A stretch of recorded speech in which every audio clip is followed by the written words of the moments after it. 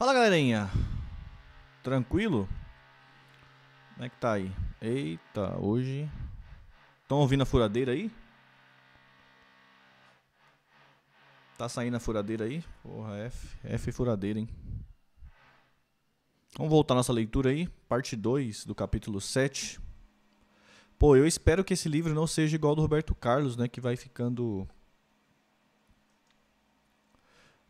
maior, tá ligado? Os capítulos. Pô, isso dá uma quebrada, porque vai aumentando muito o tempo da live. Na leitura, sabe?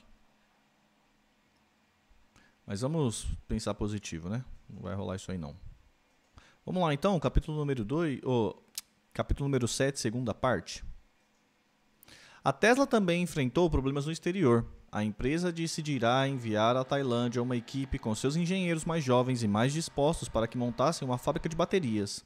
Para isso, fechou uma parceria com um fabricante entusiasmado, embora não totalmente capaz. Os engenheiros haviam sido informados de que poderiam ir até lá e administrar a construção de uma fábrica de baterias top de linha.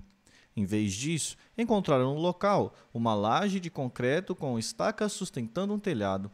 A construção ficava a 3 horas de carro ao sul de Bangkok e fora deixada em sua maior parte aberta, com muitas outras fábricas. Por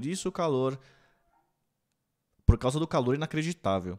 Suas outras operações envolviam a fabricação de fornos, pneus e mercadorias que podiam resistir a intempéries.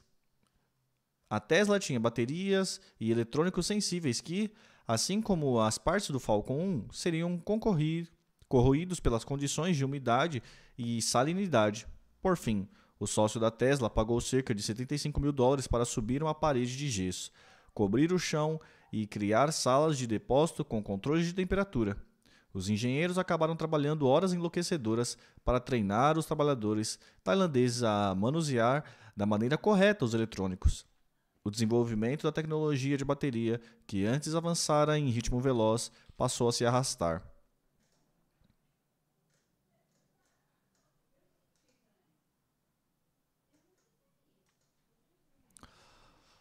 A fábrica de baterias era parte de uma cadeia de fornecedores que se estendia pelo planeta, acrescentando custos e atrasos à produção do Roadster. Os painéis de carroceria do carro seriam produzidos na França, enquanto os motores viriam de Taiwan. A Tesla planejava comprar células de bateria na China e enviá-las à Tailândia para transformá-la em pacotes que precisavam ser armazenados por um tempo mínimo para evitar sua degradação. Teriam então de ser levados a um porto e despachados para a Inglaterra, onde precisariam passar pela alfândega.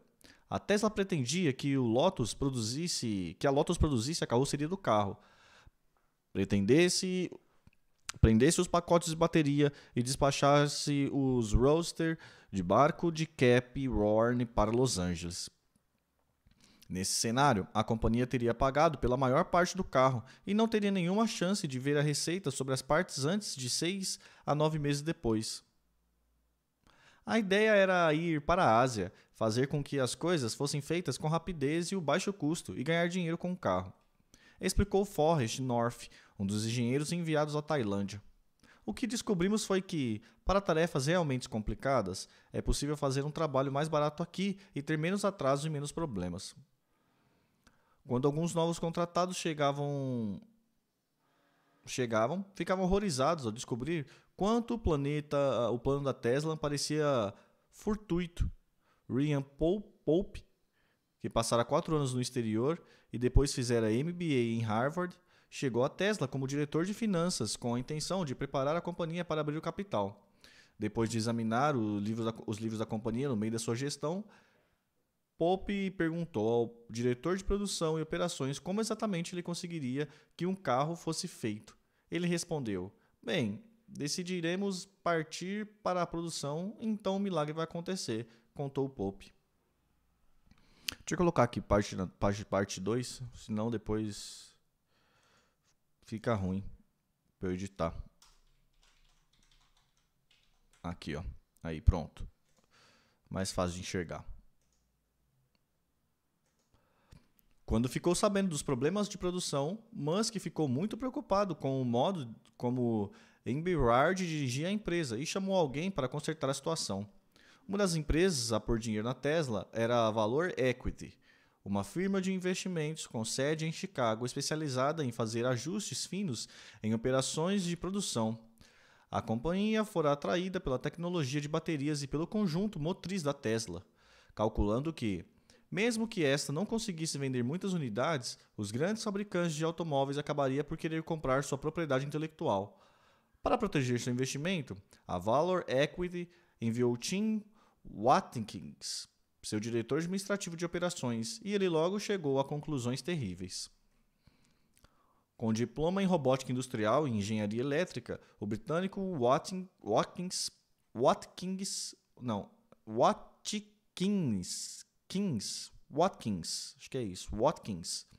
construiu a reputação de engenhoso solucionador de problemas.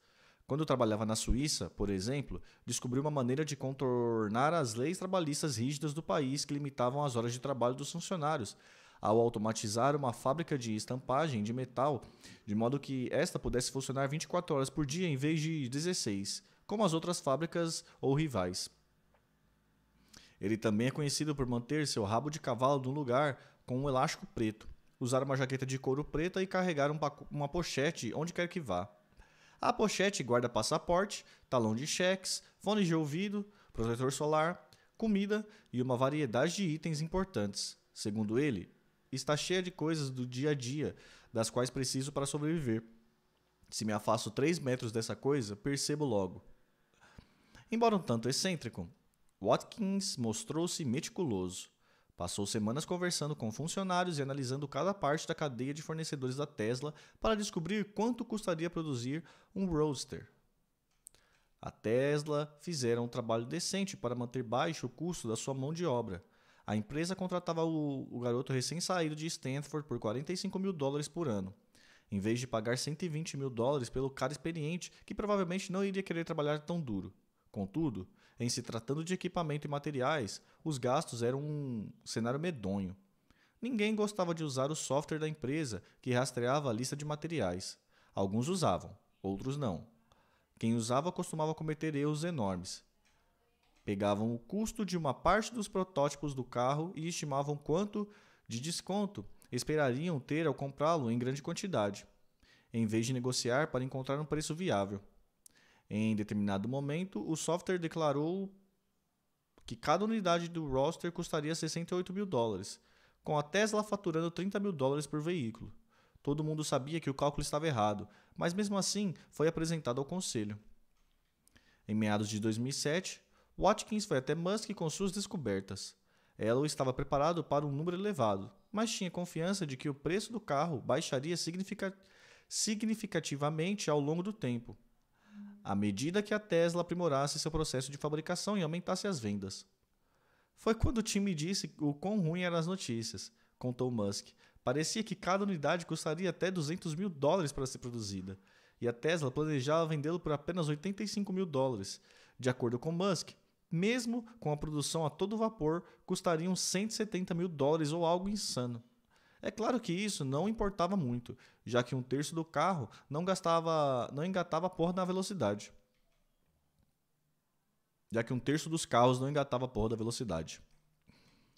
Eberhard tentou tirar sua equipe daquela confusão. Ele havia assistido a um discurso em que o famoso investidor de risco John Doerr, que se tornou um grande financiador de empresas de tecnologia verde, declarou que dedicaria seu tempo e dinheiro para tentar salvar a Terra do aquecimento global, porque devia isso aos filhos. Eberhard prontamente retornou ao prédio da Tesla e fez um discurso semelhante. Diante de cerca de 100 pessoas, projetou uma foto de sua jovem filha na parede da principal oficina. Perguntou aos engenheiros por que havia posto aquela foto ali. Um deles supôs que era porque pessoas como a sua filha dirigiriam o carro, ao que Eberhard retrucou: "Não, nós estamos criando isso porque, quando ela tiver idade suficiente para dirigir, conhecerá um carro como sendo algo completamente diferente do que conhecemos hoje. Assim como não pensamos num telefone como algo na parede com um fio, é esse futuro que depende de vocês." Ele em seguida agradeceu a alguns engenheiros essenciais e elogiou seus esforços em público. Muitos deles vinham trabalhando noite adentro regularmente, e o pronunciamento de Eberhard estimulou os ânimos. Trabalhávamos até o ponto da exaustão, contou David Vespremi, ex-porta-voz da Tesla. Então, houve aquele momento profundo em que fomos lembrados de que criar o carro não era uma questão de fazer uma oferta inicial de ações nem de vendê-lo a um bando de riquinhos, mas sim porque aquilo poderia mudar o que é um carro. Entretanto, tais vitórias não foram suficientes para superar a sensação compartilhada por muitos engenheiros da Tesla de que Eberhard havia chegado ao limite de sua capacidade como CEO. Os veteranos da empresa sempre haviam admirado seus profundos conhecimentos em engenharia e continuavam a fazê-lo. Ele, de fato, transformara a Tesla num culto de engenharia. Infelizmente, outras partes da empresa tinham sido negligenciadas e havia quem duvidasse da capacidade dele de levar a empresa da fase de pesquisa e desenvolvimento para a de produção. O custo absurdo do carro, o problema com a transmissão e mais os fornecedores ineficientes estavam incapacitando a Tesla. E, quando a empresa começou a descumprir as datas de entrega, muitos consumidores, antes fanáticos, que tinham dado grandes adiantamentos para reservar um carro, voltaram-se contra ela e contra Eberhard. Vimos o que ia acontecer, disse Lyons. Todo mundo sabia que quem abre uma empresa não é necessariamente a pessoa certa para conduzi-la ao longo prazo, mas, sempre que isso acontece, não é fácil admitir. Eberhard e Musk haviam brigado durante anos por causa de alguns detalhes do design do carro. No entanto, na maior parte do tempo, se davam bem. Nenhum dos dois tinha paciência para gente estúpida, e sem dúvida compartilhavam a mesma opinião sobre a tecnologia de baterias e o que isso poderia significar para o mundo. Contudo, a relação dos dois não poderia sobreviver aos cálculos de custo do Roadster revelados por Watkins.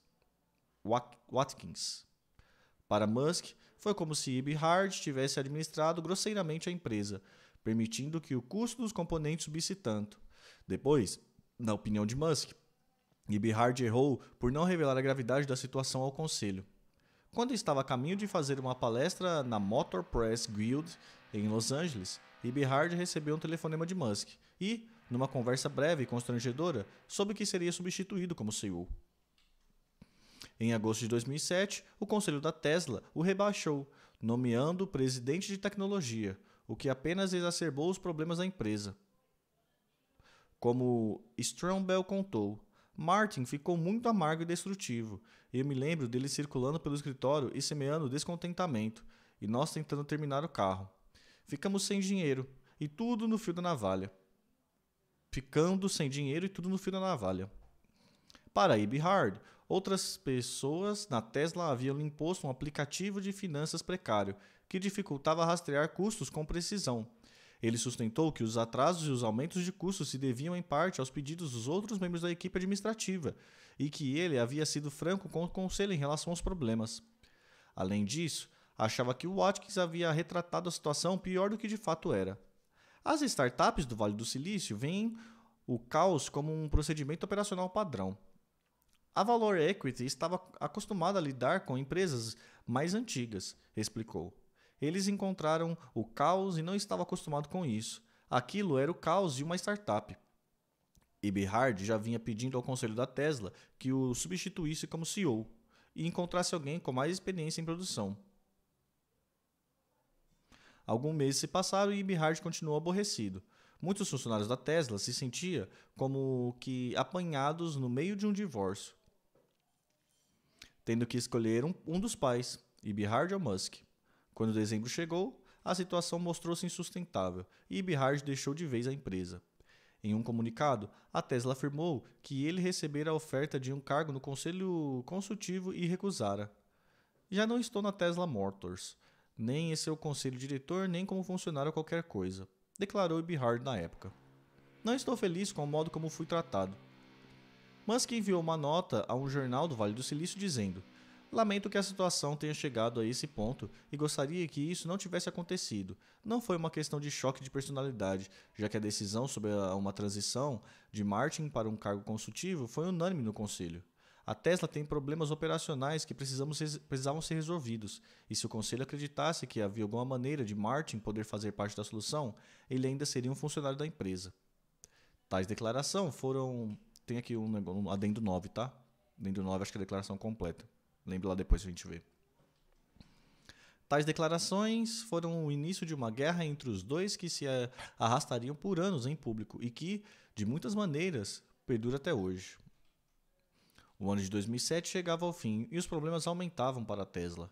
A carroceria de fibra de carbono, que parecia tão boa, revelou-se um enorme tormento para pintar, e a Tesla teve que procurar empresas que pudessem fazer bem o trabalho. Às vezes havia defeitos no pacote de baterias, o motor sofria curto-circuito de vez em quando. Os painéis da carroceria tinham vãos visíveis. A companhia também teve de enfrentar a realidade de que uma transmissão em 2 velocidades não daria certo. Para o Roadster atingir sua aceleração rápida com uma transmissão de velocidade única, os engenheiros tiveram que reprojetar o motor e o inversor do carro e diminuir um pouco o peso. Em essência, tivemos que começar tudo de novo, disse Musk. Foi terrível. Cruzar a órbita pro novo mar, que a nossa lua transbordou, vazou. Vamos mudar a música aqui, gente, peraí.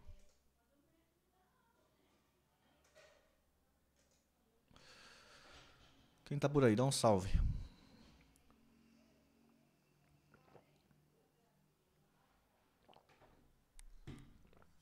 Vamos lá. Depois que Eberhard foi afastado do cargo de CEO, o conselho da Tesla escolheu Michael Marks como diretor interino. Boa tarde, Lucas. Como é que você está? Marks gerenciava a Flextronics, uma enorme fornecedora de eletrônicos, e tinha longa experiência com operações de produção complexa e questões de logística. Ele começou interrogando grupos da empresa para tentar descobrir seus problemas e priorizar aqueles que brecavam a produção do Roadster. Também introduziu algumas regras básicas, como certificar-se de que todos os funcionários estivessem no trabalho ao mesmo tempo para estabelecer um parâmetro de produtividade. Um pedido difícil para o Vale do Silício, berço da cultura do trabalho em qualquer lugar, em qualquer hora. Todas essas mudanças faziam parte da lista de Marks, um plano com 10 objetivos e um prazo de 100 dias para a implantação total, que incluía eliminar todos os defeitos nos pacotes de baterias, reduzir os vãos entre as partes da carroceria para menos de 40 mm e obter um número específico de reservas. Martin estava desmoronando e lhe faltava um bocado da disciplina essencial a um gerente, ponderou Strambel. Michael chegou, avaliou a confusão e foi como um filtro para as coisas sem importância. Ele não tinha nenhum interesse pessoal envolvido e podia dizer: "Não me importo com o que você acha ou deixa de achar, isso é o que devemos fazer." Durante um tempo, a estratégia de Marx deu certo e os engenheiros da Tesla puderam mais uma vez focar na construção do Roadster e não na politicagem interna. Mas então a visão de Marx para a empresa passou a divergir da de Musk. Bom demais, Lucas. Tá muito frio aí hoje, mano? Já almoçou? Naquela época, a Tesla tinha se mudado para instalações maiores no número 1050 da Bing Street, em São Carlos.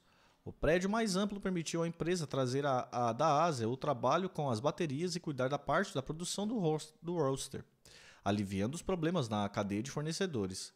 A Tesla estava amadurecendo como fabricante de carros, embora suas características de startup e criança rebelde permanecessem intactas. Um dia, quando circulava pela fábrica, Marx viu um Smart, carro da Daimler, num elevador. Musk e Strambel tinham um pequeno projeto paralelo com um veículo em andamento. Queriam ver como esse se comportaria com veículos elétricos. Michael não sabia disso e assumiu a postura. Quem é o CEO aqui? Contou Lyons. A pesquisa no Smart acabou levando a Daimler a comprar uma fatia de 10% da Tesla. Ô, você é de Valadares, mano? Pô, eu conheço aí, hein? Conheço aí Valadares. Valadares é quente pra caramba. Conheço Teoflotone e Poté. A tendência de Marx era tentar apresentar a Tesla com um aditivo que poderia ser vendido a um fabricante de carros maior. Era um plano perfeitamente razoável. Quando esteve à frente da Flextronics, ele supervisionara uma cadeia de fornecedores ampla e global. Por isso, conhecia muito bem as dificuldades do processo de fabricação. Àquela altura, a Tesla deve ter lhe parecido quase sem salvação. A empresa não conseguia fazer bem seu único produto. Estava sofrendo uma hemorragia de dinheiro. Descumpriria uma série de prazos de entrega e, mesmo assim, seus engenheiros ainda conduziam experiências paralelas. Fazer a Tesla parecer tão atraente quanto possível para um pretendente era a coisa racional a ser feita.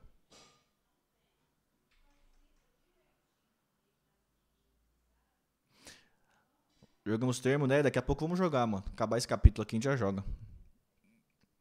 Termo é da hora, mano. Em praticamente qualquer outra situação, agradeceriam a Marx por seu plano de ação decisivo e por salvar os investidores da companhia de uma grande perda. Entretanto, Musk tinha pouco interesse em embelezar os ativos da Tesla para quem fizesse a maior oferta. Ele abrirá a empresa para fazer a diferença dentro do setor automotivo e forçar as pessoas a repensar os carros elétricos, em vez de fazer o que era a moda do Vale do Silício. Ou seja, seguir em direção a uma nova ideia ou plano. Musk iria mais fundo.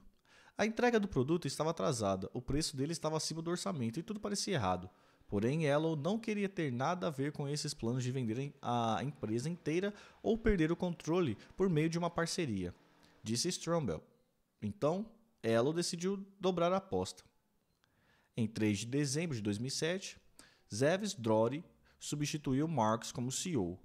Drori adquiria experiência no Vale do Silício a abrir uma empresa que fabricava memórias para computadores e depois a vendendo ao fabricante de chip Advanced Micro Devices. Ele não foi a primeira escolha de Musk. A primeira opção recusara o emprego porque não queria se mudar para a costa leste e não inspirou muito entusiasmo nos funcionários da Tesla. Drori era cerca de 15 anos mais velho do que o empregado mais jovem da Tesla e não tinha nenhuma ligação com aquele grupo unido pelo sofrimento e pelo trabalho árduo. Passou a ser visto mais como um executor de vontades de Musk do que como CEO independente no comando. Musk passou a fazer mais aparições públicas para mitigar a cobertura ruim da imprensa em torno da Tesla. Divulgou comunicados e deu entrevistas prometendo que o Roadster seria entregue aos clientes no início de 2008. Passou a falar com entusiasmo de um modelo de codinome White Star. O Roadster recebera o codinome Dark Star, que seria um sedã com preço possivelmente em torno de $50.000 e de uma nova fábrica para produzi-lo. Escreveu em um post de um blog. Devido às recentes mudanças na gerência, algumas garantias estão inseridas nos planos futuros da Tesla Motors. A mensagem no médio prazo é simples e inequívoca. Vamos entregar no ano que vem um excelente carro esportivo que os clientes vão adorar dirigir. Meu carro, número de chassi 1, já saiu da linha de produção do Reino Unido e estão sendo feitos os preparativos finais para sua importação. A Tesla realizou uma série de reuniões públicas com clientes, em que procurou admitir seus problemas abertamente e começou a participar de alguns salões para exibir seu carro. Vince Solito, ex-executivo do PayPal, visitou o salão de Melon Park e encontrou Musk reclamando de problemas de relações públicas, mas claramente motivado com o produto que a Tesla estava desenvolvendo. Sua atitude mudou no momento em que chegamos ao display do motor. De jaqueta de couro e calças informais, Musk começou a falar sobre as propriedades do motor. Em seguida, fez uma performance digna de um levantador de peso, erguendo a peça de metal de quase 50 quilos. Ele pegou aquela coisa e segurou entre as mãos, contou Solito. Segurou-a, tremendo, a gotas de suor se formaram em sua testa. Não era bem uma exibição de força, mas uma demonstração física da beleza do produto. Embora reclamassem muito dos atrasos, os clientes pareciam perceber essa paixão em Musk e compartilhar seu entusiasmo com o produto. Apenas alguns deles pediram adiantamento de volta. Os funcionários da Tesla logo passaram a ver o mesmo Musk que os funcionários da SpaceX haviam visto durante anos. Quando um problema surgia, como os defeitos nos painéis de fibra de carbono da carroceria, Musk lidava com ele diretamente.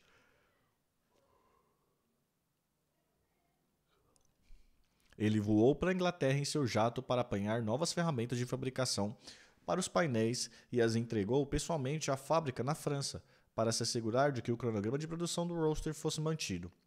Os tempos em que as pessoas eram ambíguas em relação ao custo de fabricação do Roadster também havia acabado.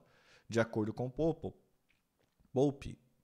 Elon estava empolgado e disse que cumpriríamos um intenso programa para baixar os custos. Ele fez um discurso afirmando que trabalharíamos sábados e domingos e dormiríamos embaixo das mesas até o carro ficar pronto. Alguém entregou os pontos e argumentou que todos vinham trabalhando duro e precisavam de uma folga. Precisavam ver suas famílias. Elon retrucou. Eu diria a essas pessoas que elas poderão passar muito tempo com suas famílias quando formos à falência. Fiquei meio que, uau, mas entendi o recado.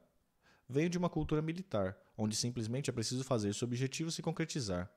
Os funcionários passaram a ter de se reunir às 7 da manhã toda quinta-feira para atualização de lista de materiais. Todos precisavam saber o preço de cada componente e ter um plano convincente para consegui-los a preços menores. Se o motor custava $6.500 no fim de dezembro, Musk queria que seu preço fosse de $3.800 em abril. O custo eram postos em planilhas e analisado todo mês. Se você começasse a ficar para trás, as consequências eram terríveis. Revelou Pope. Todo mundo podia ver isso. A quem não cumpria suas metas era demitido. Ela tem uma mente que é um pouco como uma calculadora. Se você puser no projetor um número que não faz sentido, ele o identificará. Ele não deixa passar nada. Pope considerava o estilo de Musk agressivo, porém gostava do fato dele ouvir um argumento analítico bem fundamentado, e então mudar de ideia quando ele apresentava um bom motivo. Segundo ele, alguns achavam que Elon era muito duro, esquentado até tirânico. Mas eram tempos difíceis, e aqueles de nós próximos da realidade operacional da empresa sabíamos disso. Eu gostava por ele não adoçar as coisas. No campo do marketing, Musk fazia buscas diárias no Google, atrás de notícias sobre a Tesla. Se encontrasse uma matéria ruim, ordenava alguém que desse um jeito. Embora o pessoal de relações públicas da empresa pouco pudesse fazer para controlar os repórteres, um funcionário deixou de ir a um evento para assistir o nascimento do filho. Musk o demitiu por e-mail dizendo: "Isso não é desculpa. Estou extremamente decepcionado. Você precisa entender quais são suas prioridades. Estamos mudando o mundo e a história. Ou você está comprometido ou não está."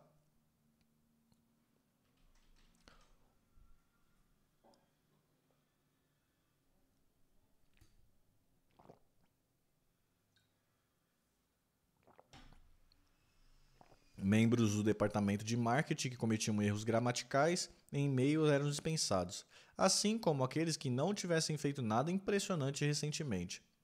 Ele pode ser muito intimidante às vezes, mas não tem uma percepção real de quanto pode ser autoritário, disse um ex-executivo da Tesla. Fazíamos reuniões e apostávamos em quem sairia ensanguentado ou com hematomas. Se alguém dissesse a ele que tinha tomado uma decisão específica porque era o modo padrão como as coisas sempre foram feitas, ele logo botava a pessoa para fora da reunião, dizendo: "Nunca mais quero ouvir essa frase. A porra do que temos que fazer é muito difícil, e nada feito pela metade será tolerado."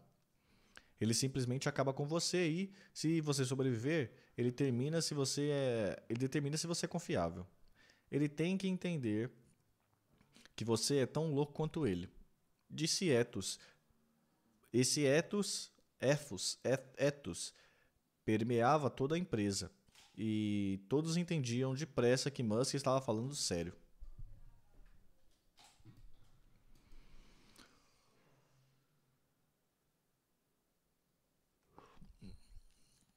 Strumble, embora às vezes fosse alvo de críticas, gostava das cobranças duras de Musk.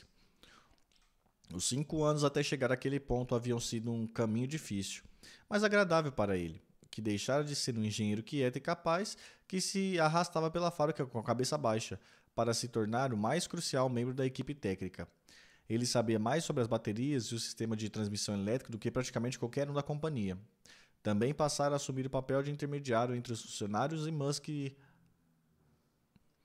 Seus conhecimentos em engenharia e sua ética no trabalho haviam conquistado o respeito de Musk, e Strobel descobriu que podia lhe transmitir mensagens difíceis em nome de outros funcionários.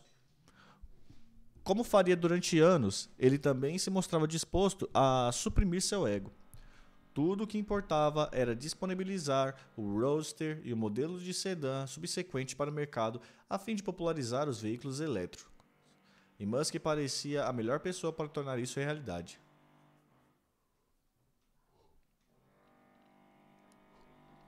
Outros funcionários haviam apreciado o emocionante desafio de engenharia que lhes foram apresentados nos 5 anos anteriores, mas estavam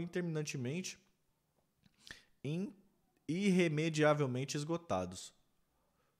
Wright não acreditava que um carro elétrico para as massas algum dia fosse fazer sucesso. Deixou a Tesla e abriu a própria empresa dedicada a fazer versões elétricas de caminhões de entrega. Bird Sky havia sido um jovem engenheiro, faz tudo, crucialmente durante grande parte da existência da Tesla. Agora que a companhia empregava cerca de 300 pessoas, ele se sentiu menos útil e não gostava da ideia de sofrer mais 5 anos para pôr o sedã no mercado. Após deixar a Tesla, obteria algum diploma em Stanford e cofundaria uma startup com o objetivo de desenvolver uma nova bateria revolucionária que logo poderia ser usada em carros elétricos. Com a saída de Eberhard, Tarpin passou a achar a Tesla menos divertida. Ele não concordava totalmente com Dory e também rejeitava a ideia de dar a alma para lançar o sedã. Lion permaneceu por mais tempo, o que foi um pequeno milagre. Em vários momentos, ele comandara o desenvolvimento da maior parte da tecnologia central por trás do Roadster, incluindo os pacotes de bateria, o motor e a eletroeletrônica de potência, e, sim, a transmissão. Isso significa que, por 5 anos, Lion figurava entre os funcionários mais capazes da Tesla. O cara constantemente escorraçado por causa dos problemas que permeavam todos os setores e, ainda assim, quem mantinha a empresa. Ele sofria com algumas das tiradas mais espirituosas de Musk, dirigidas a ele ou a fornecedores que haviam deixado a empresa na mão, que incluíam testículos sendo extirpados e outros atos violentos ou sexuais. Lyons também viu Musk exausto e estressado cuspindo café sobre a mesa da sala de reunião porque a bebida estava fria e, em seguida, sem fazer uma pausa, exigir que os funcionários trabalhassem mais duro, produzisse mais e cometesse menos erros. Com muitos que presenciavam esse tipo de comportamento, Lyon foi embora sem nenhuma ilusão sobre a personalidade de Elon Musk, mas com o maior respeito por sua visão e determinação em executar o que quer que fosse. Trabalhar na Tesla, na época, era como ser Kurtz em Apocalipse Now, disse Lyons. Não se preocupe com os métodos ou se eles são doentios. Apenas faça e trabalhe. São ordens de Elon. Ele ouve, faz boas perguntas, raciocina rapidamente e vai fundo nas coisas.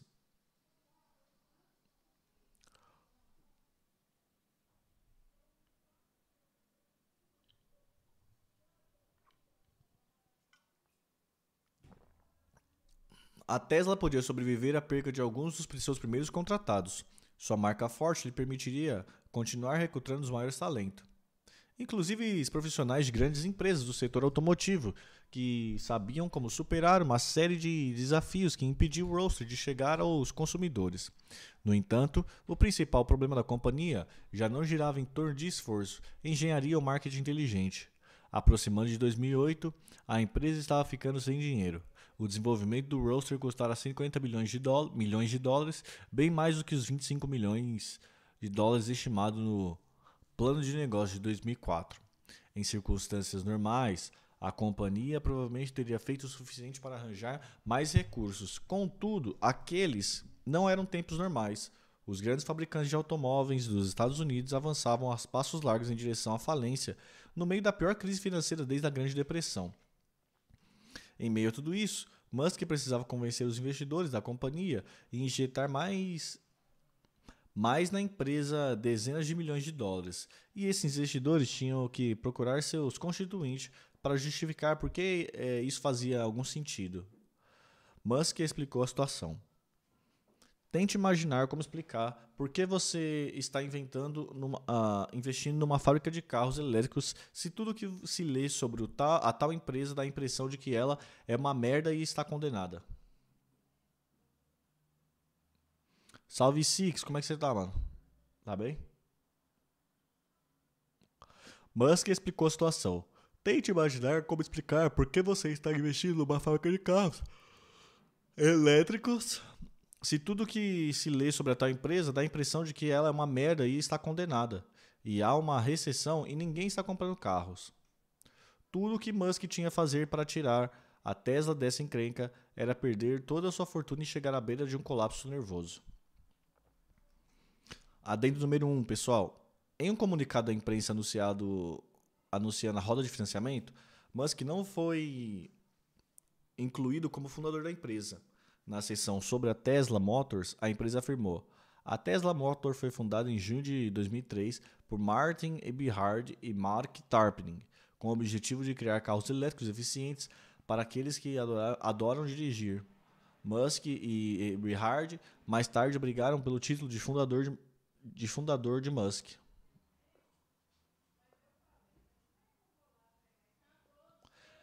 Adendo número 2, gente.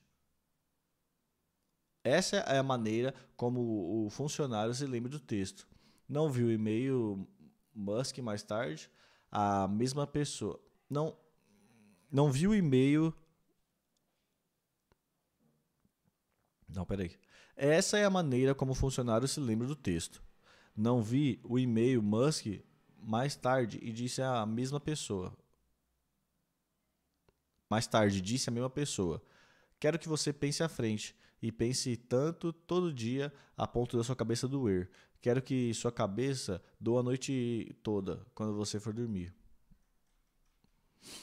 É isso, gente. Acabamos o capítulo número 7. Mais 30 minutinhos aí.